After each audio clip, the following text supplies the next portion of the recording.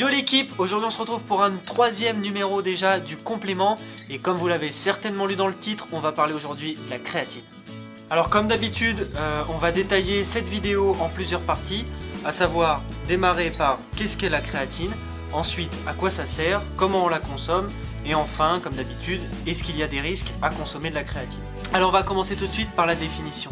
La créatine est un dérivé d'acides aminés naturels, donc naturellement présent dans le corps, dans les muscles principalement, mais aussi dans le cerveau. Donc la créatine est dérivée d'acides aminés. Qu'est-ce que ça veut dire? Ça veut simplement dire qu'elle est créée à partir de 3 acides aminés qui sont l'arginine, la glycine et la méthionine.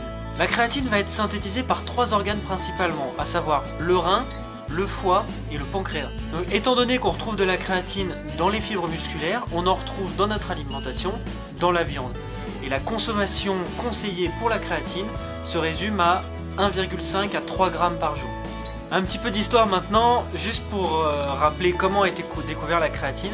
En fait, c'est un chercheur français, je crois, Michel Chevreul, qui en 1832 s'est rendu compte qu'il y avait plus de créatine dans l'organisme des animaux vivant en liberté que ceux vivant en captivité. Et à partir de là, il a commencé à faire certaines recherches et a donc isolé l'élément créatine qui faisait la différence entre ces deux modes de vie animaux. Cependant, il faudra attendre les années 1990 pour que le monde de la musculation s'intéresse à cet élément et seulement 2006 pour qu'on puisse avoir de la créatine en libre service comme on la trouve aujourd'hui. Passons maintenant au concret, à savoir à quoi sert la créatine.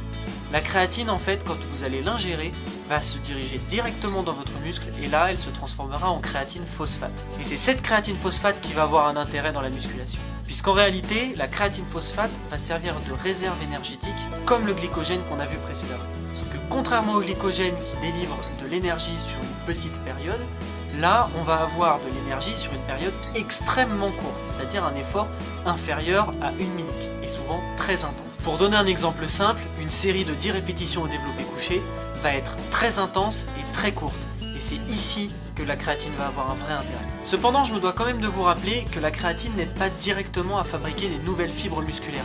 En effet, l'effet principal de la créatine, c'est qu'elle va nous aider à nous entraîner plus dur, donc indirectement à prendre de la masse. Mais ce n'est pas un effet direct, donc ce n'est pas un effet rapide, c'est un effet qui va se voir plus sur le long terme. Mais on a tendance à l'oublier, la créatine peut aussi avoir un effet en post-training. Vous êtes certainement en train de vous dire, mais qu'est-ce qu'il me raconte? Il vient de me dire que la créatine c'était de l'énergie pure, et là il veut me faire prendre en post-training. Mais c'est pas cet effet-là qu'on va rechercher. L'effet qu'on va rechercher en prenant de la créatine en post-training, c'est justement reconstituer les stocks de créatine dans les muscles pour les aider à récupérer plus facilement. En plus, la présence de créatine dans un muscle fatigué va avoir un effet d'absorption d'eau et donc va donner au muscle un effet et un aspect gonflé, puisqu'il va y avoir plus d'eau dans les fibres musculaires. C'est pour ça qu'on entend certaines personnes dire « je trouve que ma congestion est meilleure quand je prends de la créatine ». Et la question que vous vous posez certainement maintenant, c'est dans quel cadre et à quel dosage on consomme la créatine? Dans un premier temps, on va voir la prise de masse. En prise de masse, on a souvent conseillé, et c'est une vieille idée reçue, de consommer 20 grammes par jour pendant une semaine, c'est ce qu'on appelle une phase de charge, et de consommer tout le long de la prise de créatine 5 grammes par jour. Or, ça ne sert à rien. Ça a été démontré par beaucoup d'études récemment, la dernière date de 2015, ça n'a aucun intérêt et aucun effet supplémentaire par rapport à une cure classique. La cure classique étant consommer 5 grammes par jour pendant qu'on souhaite prendre de la créatine. Ce que moi je recommande, c'est de prendre 2,5 grammes de créatine 30 minutes avant l'entraînement pour avoir l'effet énergie et booster pendant votre séance, puis de consommer 2,5 grammes après l'entraînement pour avoir l'effet de récupération. La créatine va aussi avoir un rôle pendant une sèche, et ce au même dosage que pendant la prise de masse. Pourquoi? Simplement puisqu'on a dit avant que la créatine permettait d'avoir un effet booster. Or, quand on est en sèche, on est extrêmement fatigué car l'apport glucidique baisse beaucoup. Ce qui fait que la créatine va permettre de lutter contre la fatigue pendant les séances quand on fait une sèche. Mais la créatine va aussi lutter contre l'oxydation et aider la récupération pendant la sèche. Donc comme en prise de masse, comme je viens de le dire, on prend 2,5 g 30 minutes avant l'entraînement et 2,5 g 30 minutes après l'entraînement. Et enfin, une troisième utilisation un peu moins connue de la créatine, c'est pour les végétariens. Pas végétaliens, végétariens. Les végétariens ont, et ça a été prouvé scientifiquement, souvent des carences ou un taux du moins de créatine un peu moindre par rapport à la normale. Donc prendre de la créatine sous contrôle médical cette fois-ci, et c'est important, je le précise, peut avoir un intérêt dans votre régime végétarien. Alors dernier point de la vidéo, est-ce qu'il y a des risques à consommer de la créatine? Eh bien simplement la réponse est non. Pour la personne bien portante, il n'y a absolument aucun risque à consommer de la créatine. Donc je précise pour la personne bien portante, car dans de très rares cas, la créatine peut augmenter le taux d'un déchet naturellement produit par le corps qui s'appelle la créatinine. Et cette créatinine peut être extrêmement nocive pour des personnes atteintes de maladies du rein ou du foie. Autre point négatif de la créatine, si vous consommez des antidépresseurs, certains antidépresseurs sont incompatibles avec la prise de créatine.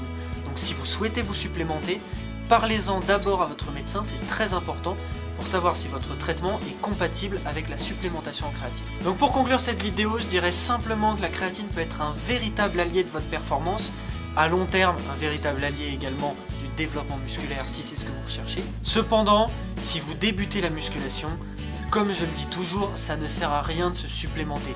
Consommez des aliments frais, de bonne qualité et dans vos apports énergétiques et vous verrez que vous progresserez facilement. Et voilà, c'est déjà la fin de cette vidéo, j'espère qu'elle vous aura plu et que vous en saurez un petit peu plus maintenant sur la créatine. Et même si je parle beaucoup de compléments alimentaires, je sais que je l'ai déjà dit plusieurs fois et je le redirai encore, une alimentation variée, saine et équilibrée reste la base de tout. Donc si cette petite vidéo t'a plu, n'hésite pas à nous laisser un petit pouce bleu ou un commentaire. Si tu as des questions, des suggestions ou même pour nous laisser un petit mot d'amour, on répond toujours aux commentaires, ça nous fait très plaisir d'interagir avec vous. Et en parlant d'interaction, je tiens à féliciter Margot, dont je vais afficher le Instagram juste ici, car elle a gagné un petit concours que j'avais organisé sur mon Snapchat, c'était découvrir en avant-première le thème de la vidéo. Donc c'est elle qui a répondu la créatine le plus vite et le plus tôt. Donc du coup je lui poste son Instagram ici, n'hésitez pas à lui faire un petit coucou. Donc voilà, encore une fois la preuve qu'on interagit énormément avec vous. On adore ça, beaucoup de nos abonnés pourront en témoigner et j'espère que vous le ferez, je m'adresse à vous directement, que vous le ferez dans les commentaires parce qu'on s'amuse bien sur nos réseaux sociaux. Donc n'hésitez pas à nous rejoindre, ça nous fera super plaisir. Mais en attendant, on n'oublie pas, on est ce qu'on mange et on se bouge!